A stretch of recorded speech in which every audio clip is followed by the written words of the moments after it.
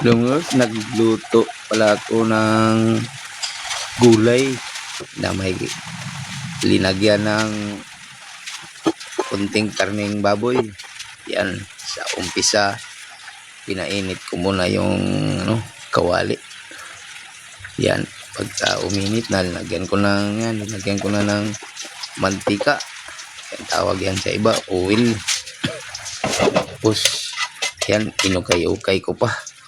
Ayan, sinugkay-sugkay. Linagay ko na yung luya.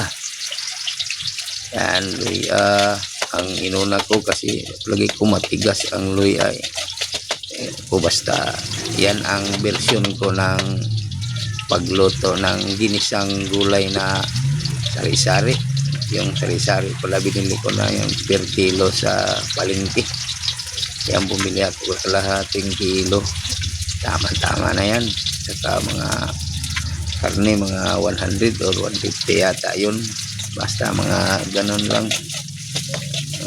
Ayan, inukay-ukay ko na. Inukay-ukay, sinugkay-sugkay. Parang masagol-sagol ang lamas natin na linagay. Yan. Yan, linagay ko na yung saka yung paminta, inuna ko. Tango kung anong kasing kasi ganyan ako magluto. Kung sa iba, ano ba yung style nyo? Basta sa akin ganyan. So, masarap naman kasi nasarapan naman ako sa luto ko. Kaya, ganun. O, yan, inukay-ukay pa. Inukay-ukay ng inukay-ukay. Din, inuyog-uyog ko pa ang kawali. O, kaha pa yun. Kaha yun sa amin. Yan, ayun. Tingnan natin kung maluluto na yung yung mga panakot. Babayan pangalan sa inyo. Yan, tingnan ko. Yan, parang luto na nga. Sinugkay-sugkay ko. Parang kulang pa yata. Kasi yung may napanood ako sa YouTube, parang gusto yung mga golden brown. Hindi pa na golden brown yung Bombay. Ayan sinama ko na yung magic sarap. Ayan, linagay ko. Linagyan. Inukay-ukay. Ayan. Mga taod-taod ng konti. Ayan, mga taod-taod natin ng konti. Ayan, inukay-ukay ko na ulit. Ayan, linagay ko na yung karne. Ayan, yung karne. Ayan, linagay ko na yung karne. Inukay-ukay para masagol-sagol. Nasagol-sagol na. Ayan, tinakpan ko ng sandali. Ayan, natakpan na. Para uminit-init lang siya para lumuto-luto. Para lumuto ng kunti. Inuna ko yung karne, mas matagal maluto kasi yung karne kaysa gulay. Yung gulay madali lang maluto yan. Kaya yan, inuna ko karne. Yan yung inukay-ukay ko na ulit. Inukay-ukay kung medyo may luto na, half-cook na.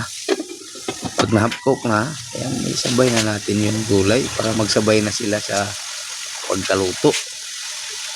Kaya inukban ko na, linagyan ko na ng kunting tubig para may sabaw rin siya.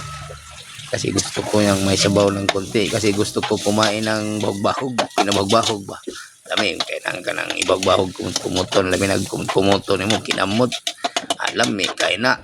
So, mauna nga na sabaw-sabaw gamay. So, ayun. Pinakop-takuban sa nako. Ako nasang gatuwat dali. Kung ang taod-taod gamay kung maluto-luto na. Nasang gili-li. Nagili-li na to. Ayan. Inukay-ukay ko ulit. Ayan parang luto na ng kunti. Iyan, sinabay ko na, linunod ko na yung sari-sari na gulay na inadad na galing palengke. Ayun, linagay-lagay ko na. Ayan Ayan, inukay-ukay ko ulit. Ayan, inuubos pa, pinsik-pisik ko pa na. Ayan ukay-ukay para sa magul-sagol ba. Yan. Okay. Okay, nasagol-sagol na, nasagol-sagol. Tapos, linagay ko na yung oyster na eh. Ewan ko kung yung magamit pa kanya. Basta sa akin, lalagyan ko ng ganyan kasi sarap eh. Para sumarap eh. So, lagyan natin ng pangpasarap para sumarap yung gulay natin. Ayan o.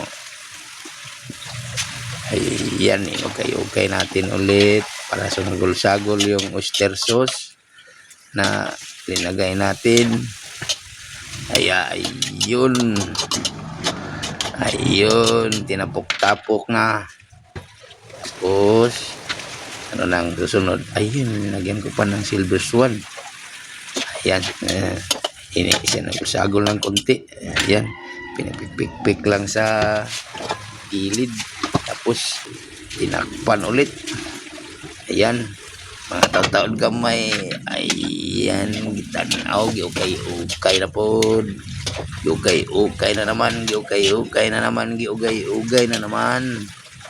Ayan, tinikman ng konti.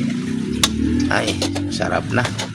Pero, parang mayroon pang kulang ng konti. Ayan, linagyan naman ng sugar. Yan, may sugar. Ewan ko sa inyo kung gustuhan mo ba yung gulay na lagyan ng sugar. Basta sa akin gusto ko. Nasarapan na kumain. Masarap talaga bahog-bahog sa kanon ng sabaw niya nga ginagmay ba. Kaya yan, tinakpan ko na ulit. Ayan o, para maluto na talaga siya. Yan, tinanaw ko na naman. Inukay ko na ulit. Sinubukan ko kung luto na ba yung gulay. O kung hindi ba, hilaw-hilaw ng konti. Yan, tinikman ko ulit. Medyo sumarap na. Sarap na siya. Sarap na pagbahog sa ano ba, kanon ba. Kanang kumuton. Yan, napadoy final ingredients. So yan ang final na pampasarap. Yan, simple kang hindi sumarap. Yan o, luto na maron. Ready na akong kumain. Kainin ko na to. Thank you for watching.